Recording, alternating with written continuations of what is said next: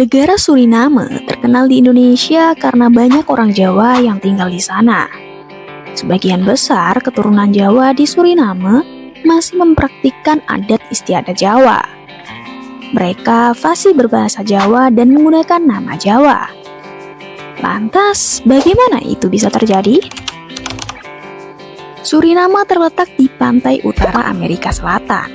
Suriname dulunya dikenal sebagai Guyana Belanda, koloni perkebunan Belanda yang memperoleh kemerdekaannya pada tanggal 25 November 1975.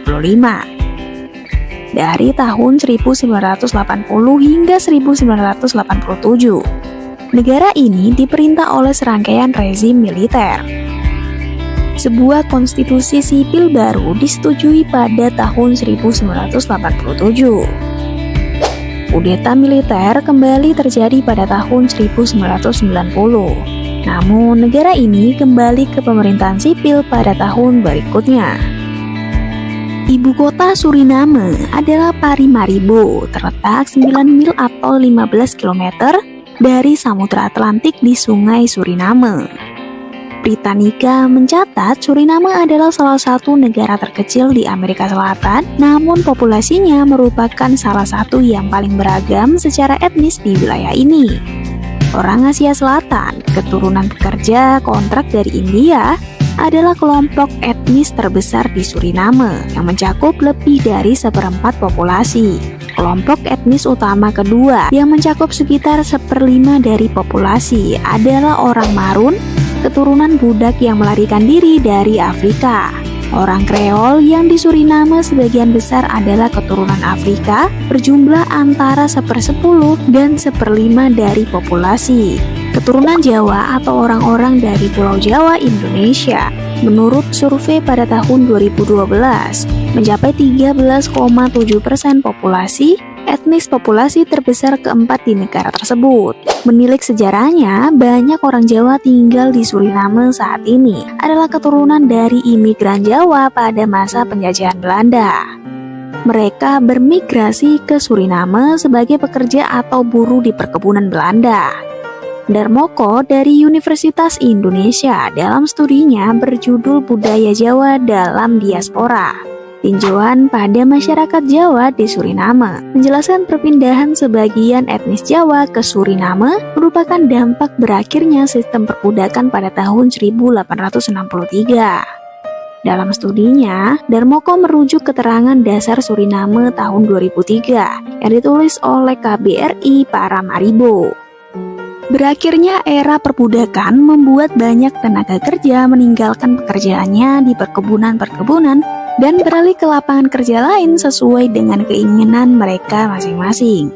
Situasi ini menyebabkan perkebunan yang merupakan salah satu tulang punggung perekonomian Belanda mengalami kemerosotan tajam. Demi membuat bisnis mereka tetap berjalan, pemerintah Belanda mendatangkan orang Indonesia atau Hindia Belanda untuk memperoleh buruh murah yang akan dipekerjakan di perkebunan-perkebunan.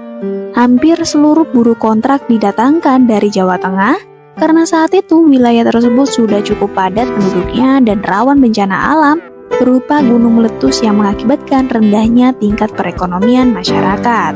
Kelompok imigran Indonesia pertama direkrut oleh perusahaan The Netherlands C. Handel Maatschappij terdiri dari 94 orang. Kelompok pertama ini tiba di Suriname pada tanggal 9 Agustus 1890 untuk dipekerjakan di perkebunan tebu dan perusahaan gula Marienburg. Perusahaan yang sama lalu mendatangkan kelompok imigran kedua yang terdiri dari 582 orang Jawa pada tahun 1894. Sejak 1897, imigran dari Indonesia dikelola langsung oleh pemerintah Hindia Belanda.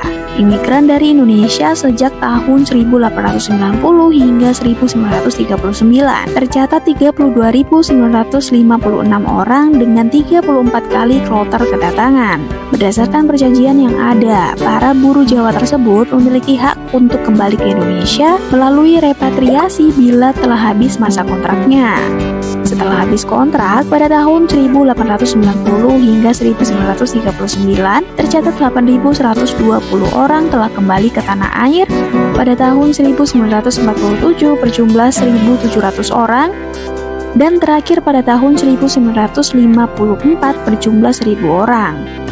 Dengan kata lain, sebagian besar buruh kontrak yang telah habis masa kontraknya tersebut memilih tinggal di Suriname sebagai pekerja bebas. Kejayaan perkebunan tebu mulai merosot di kemudian hari, sehingga banyak pekerja Jawa yang beralih profesi sebagai buruh industri, seperti pertambangan bauksit di Moengo, Paranam, dan Biliton. Pada tahun 1975, banyak orang Jawa ikut migrasi massal menuju Belanda.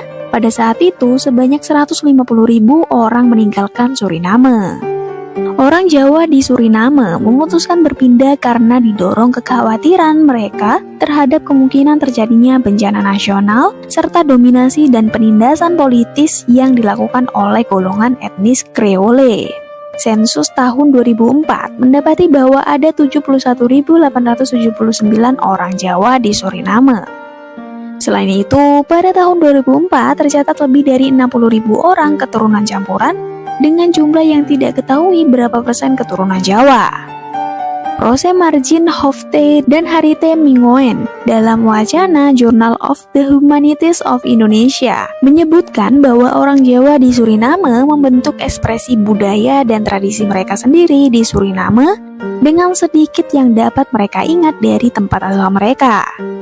Orang Jawa di Suriname mempertahankan ekspresi budaya mereka selama lebih dari 1 abad. Potret terakhir menampilkan kesinambungan dan perubahan dalam warisan budaya Suriname Jawa di Suriname dan Belanda pada abad ke-21. Pengaruh dari masyarakat multi-etnis Suriname dan dari negara lain, serta perkembangan sejarah dan sosial ekonomi, termasuk migrasi baru telah menghasilkan warisan yang dinamis. Beberapa bagian budaya terancam punah, sementara pada saat yang sama ada kemunculan elemen-elemen baru yang dapat dilabeli sebagai ciri khas Suriname Jawa. Meskipun mengalami perubahan budaya, orang Jawa di Suriname tetap mempertahankan banyak aspek dari tradisi mereka. Festival seperti Sekaten yang merayakan kelahiran Nabi Muhammad masih dirayakan dengan meriah oleh komunitas Jawa. Selain itu, perayaan seperti sungkeman, ritual meminta restu dari orang tua, dan selamatan upacara syukuran juga terus diadakan. Makanan tradisional seperti nasi kuning dan sat juga tetap populer di kalangan keturunan Jawa di Suriname, menunjukkan kekuatan ikatan budaya mereka. Integrasi dari masyarakat multi-etnis Suriname telah membawa dampak pada budaya Jawa di negara tersebut. Perpaduan dengan kebudayaan lokal dan pengaruh dari kelompok etnis lain seperti orang Kreol dan Marun telah menciptakan bentuk-bentuk baru dari ekspresi budaya. Meskipun ada adaptasi komunitas Jawa di Suriname, komunitas Jawa di Suriname tetap berusaha menjaga identitas mereka melalui penggunaan bahasa, adat, dan tradisi yang diwariskan. Generasi muda di keturunan Jawa di Suriname menghadapi tantangan untuk mempertahankan tradisi mereka di tengah arus globalisasi. Dengan meningkatnya akses ke teknologi dan informasi, mereka lebih terhubung dengan budaya global yang sering kali menggeser minat pada budaya lokal. Namun, upaya organisasi komunitas dan keluarga untuk mendidik generasi muda tentang sejarah dan budaya mereka memainkan peran penting dalam pelestarian warisan budaya Jawa. Orang Jawa di Suriname juga mulai lebih aktif dalam bidang politik dan ekonomi dengan keterlibatan yang semakin meningkat dalam berbagai aspek kehidupan masyarakat. Mereka berusaha untuk memastikan suara mereka didengar dan hak-hak mereka terlindungi. Hal ini termasuk upaya untuk mendapatkan posisi yang lebih baik dalam struktur pemerintahan lokal dan meningkatkan akses ke peluang ekonomi yang lebih luas. Hubungan antara komunitas Jawa di Suriname dan Indonesia tetaplah kuat. Kunjungan berkala dari pejabat Indonesia dan kegiatan budaya yang melibatkan kedua negara membantu memperkuat ikatan ini. Selain itu, adanya dukungan dari diaspora Jawa yang tinggal di negara lain turut berkontribusi pada pelestarian dan promosi budaya Jawa di Suriname. Dengan segala dinamika yang terjadi, orang Jawa di Suriname telah menunjukkan ketahanan dan adaptabilitas dalam mempertahankan identitas budaya mereka. Meskipun menghadapi berbagai tantangan, mereka terus memelihara warisan budaya yang kaya dan unik, membuktikan bahwa meskipun terpisah oleh jarak dan waktu, ikatan budaya tetap dapat bertahan dan berkembang. Terima kasih telah menonton video ini hingga akhir. Jangan lupa untuk like, subscribe, dan komen pada kolom komentar di bawah.